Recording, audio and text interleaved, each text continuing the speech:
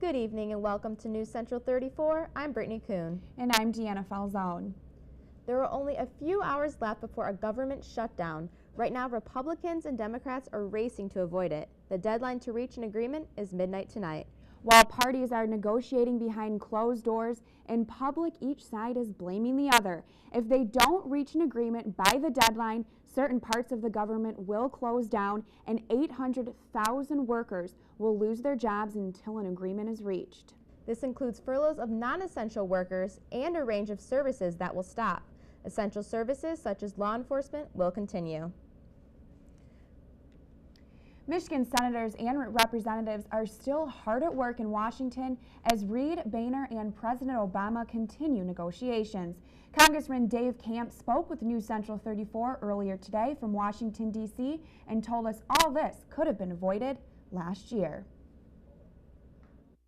Look, this could have all been avoided if, frankly, last year the Democrats, when they were in the majority, had passed a budget, passed appropriations bills. So this is really about last year's legislation that didn't happen. I don't think the prospect of a government shutdown is a good idea or good for anybody or anything. I think, but this debate is about spending. We do need to reduce spending, and we're trying very hard to do that. But again, I hope that the talks that are ongoing will make progress and that by midnight tonight we'll have an agreement.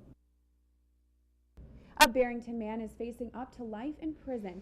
Thomas J. Schroeder is charged as a sexual delinquent after being arrested Tuesday by Sherman Township and Isabella County officers at a daycare.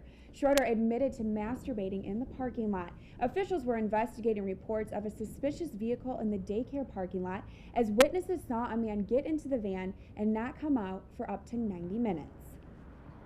A 23-year-old Oakley man is facing several charges following Wednesday's car chase that led to the death of a Michigan State police officer.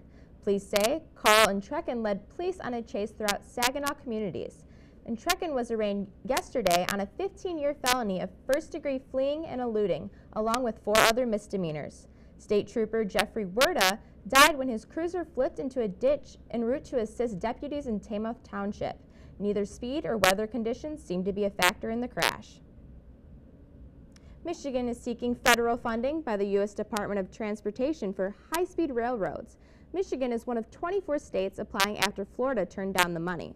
Michigan also requested $200 million for line improvements to create faster trains and applied for funding to build a new station in Ann Arbor. A local restaurant is one step closer to serving alcohol. Tavola Gigi's of Mount Pleasant is now a Class 1 restaurant following City Commission approval. The Italian restaurant wants to serve beverages to complement dinner, not open a bar. The restaurant is now seeking a resort license from the state. Resort licenses are transferable and offered as economic boosts. They are not constrained by local liquor quotas. That's all we have for you tonight for News Central 34. Thanks for joining us. I'm Deanna Falzone. And I'm Brittany Kuhn. Have a great weekend.